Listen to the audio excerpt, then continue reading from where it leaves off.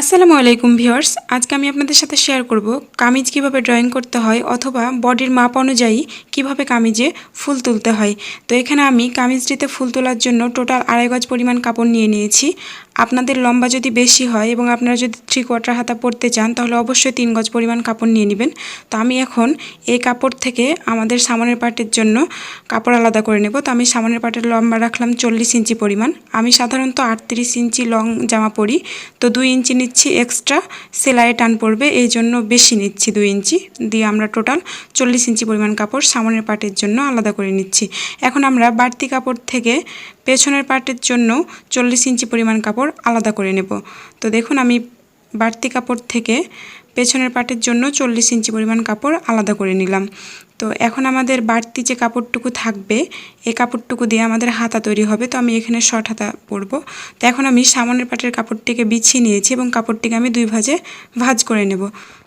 আমি এখন কাপড়টির বন্ধ সাইড থেকে গলার চওড়ার জন্য 3 ইঞ্চিতে একটি দাগ কেটে নেব। অর্থাৎ আমাদের গলার চওড়া হলো 3 ইঞ্চি পরিমাণ এবং আমরা আমাদের গলার লম্বা রাখবো 5.5 ইঞ্চি পরিমাণ। তো আপনারা আপনাদের পছন্দ মতো গলার লম্বাটি নিয়ে নেবেন। এইভাবে স্কেলের সাহায্যে একটি দাগ কেটে নিচ্ছি। এখন আমরা গলায় এইভাবে একটি রাউন্ড শেপ দিয়ে নেব। এখন আমি আমাদের কাঁধের চওড়ার মাপটি নিয়ে নিব। তো আমরা আমাদের কাঁধের চওড়া নিব টোটাল 6.5 ইঞ্চি পরিমাণ আর কাঁধের লম্বা নিব 7.5 ইঞ্চি পরিমাণ। সাধারণত চওড়া যা হয় তার চাইতে লম্বা 1 ইঞ্চ বেশি হয়, তাই আমরা 7.5 ইঞ্চিতে দাগ কেটে নেব। এই সাইডেও আমরা স্কেলের সাহায্যে একটি দাগ কেটে নেব এবং বগলে আমরা একটি রাউন্ড শেপ দিয়ে নিব।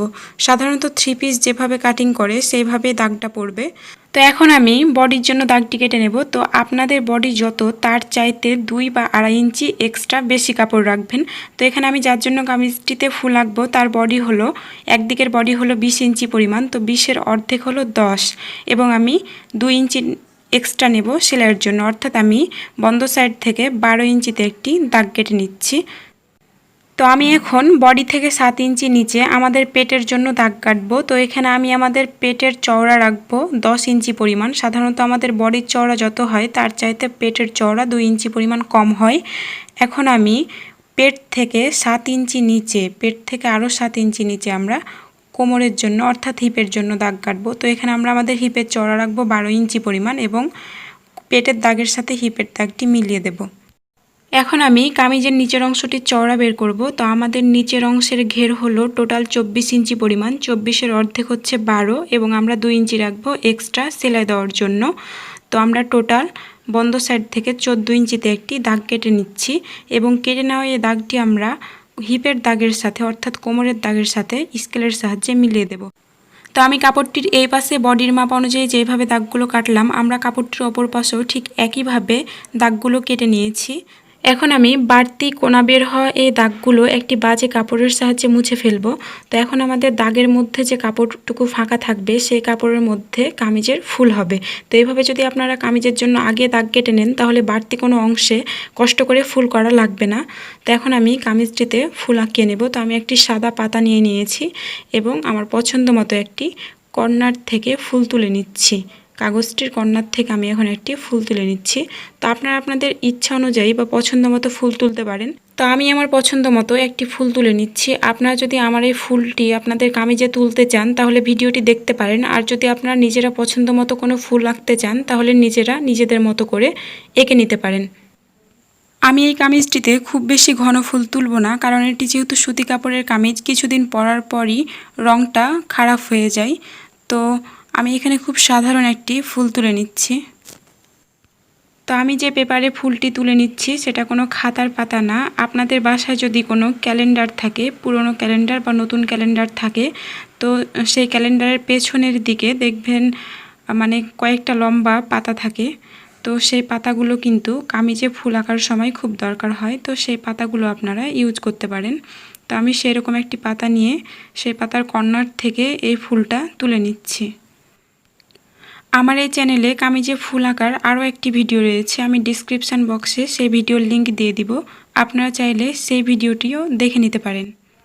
যারা এখনও আমার এই চ্যানেলটিকে সাবস্ক্রাইব করেননি তারা অবশ্যই সাবস্ক্রাইব করবেন এবং ভিডিওটি ভালো লাগলে অবশ্যই একটা লাইক দেবেন।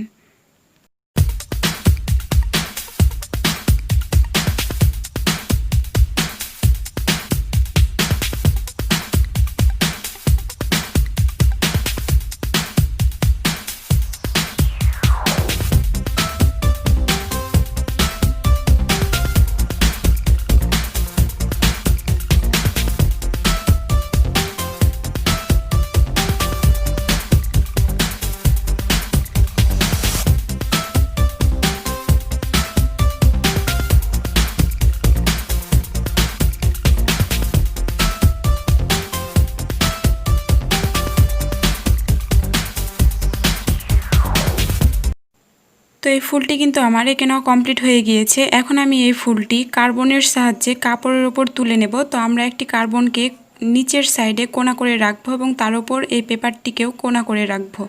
দেন আমরা পেন্সিলের সাহায্যে পুরো ফুলটির ওপর পেন্সিল ঘুরিয়ে আমরা ফুলটি কাপড়ে তুলে নেব। তো আমি কাপড়টির নিচের অংশে পুরো ফুলটি তুলে নিয়েছি। এখন আমি আমাদের গলার এই পাশে এই ফুলের অর্ধেক অংশ তুলে নেব। তো দেখুন আমি এই পেপারটার অর্ধেক মানে গলার ওপর রাখবো। দেন আমরা এখান থেকে ফুলের নিচের অংশ পর্যন্ত অংশটুকু তুলে নেব। আমি কিন্তু গলায় পুরো ফুলটি তুলব না, আমি ফুলের নিচের এই অংশটুকু শুধুমাত্র গলার এক সাইডে তুলে নেব। আপনি যদি আমার চ্যানেলে নতুন দর্শক হয়ে থাকেন তবে অবশ্যই নিচে আসা লাল রঙের সাবস্ক্রাইব বাটনটির ওপর ক্লিক করে সাবস্ক্রাইব করে দিবেন এবং যারা অলরেডি সাবস্ক্রাইব করে দিয়েছেন তাদেরকে আমার তরফ থেকে অসংখ্য ধন্যবাদ।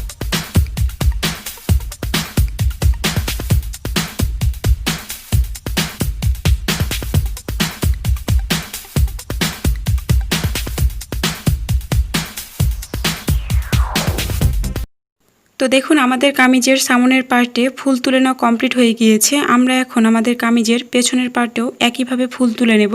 তো আমরা আমাদের কামিজের পেছনের পার্টের কাপড়টিকে নিয়ে নিয়েছি। তো কাপড়টির খোলা সাইড হচ্ছে এটা, আর আমরা এখন কাপড়টির বন্ধ সাইড থেকে গলার লম্বার মাপ নিব। তো গলার লম্বার মাপ নিব এখানে 5.5 ইঞ্চি পরিমাণ। তো 5.5 ইঞ্চিতে একটি দাগ কেটে কাপড়টিকে ভালোভাবে মেলে নিয়ে আমরা এই সাইডেও 5.5 ইঞ্চিতে দাগ কেটে নিব। তো এখন আমি একটি মোটা খাতা কাপড়টির নিচে রাখবো এবং কাপড়টির ওপর প্রথমে কার্বন, তারপরে আমরা যে পেপারে ফুলটি আঁকিয়েছি সেই পেপারটি নিয়ে রেখে দেন আমরা ফুলটির ওপর দিয়ে পেন্সিল ঘুরিয়ে নেব। তো আমরা ফুলটিকে এইভাবে কোনা করে রেখে এর ওপর দিয়ে পেন্সিল ঘুরিয়ে নেব। এইভাবে পুরো ফুলের ওপর পেন্সিল ঘুরিয়ে নিলেই কিন্তু নিচের কাপড়ের ওপর ফুলটি উঠে যাবে। তো আজকের পর্বে আমি শুধুমাত্র কামিজে কিভাবে ফুল আঁকতে হয় সেই নিয়মটা আপনাদেরকে দেখালাম। এই ফুলটা আমি কিভাবে সেলাই করেছি সেটা আমি সামনের পর্বে দেখিয়ে দেব। তো আপনারা পরবর্তী ভিডিও দেখার জন্য অবশ্যই আমার চ্যানেলটা সাবস্ক্রাইব করে রাখবেন। সবশেষে আপনাদের কাছে ছোট্ট একটা অনুরোধ, ভিডিওটি যদি আপনাদের ভালো লেগে থাকে তবে অবশ্যই একটা লাইক দেবেন এবং আমার চ্যানেলে নতুন হয়ে থাকলে অবশ্যই সাবস্ক্রাইব করবেন। সবাই ভালো থাকবেন। আসসালামু আলাইকুম।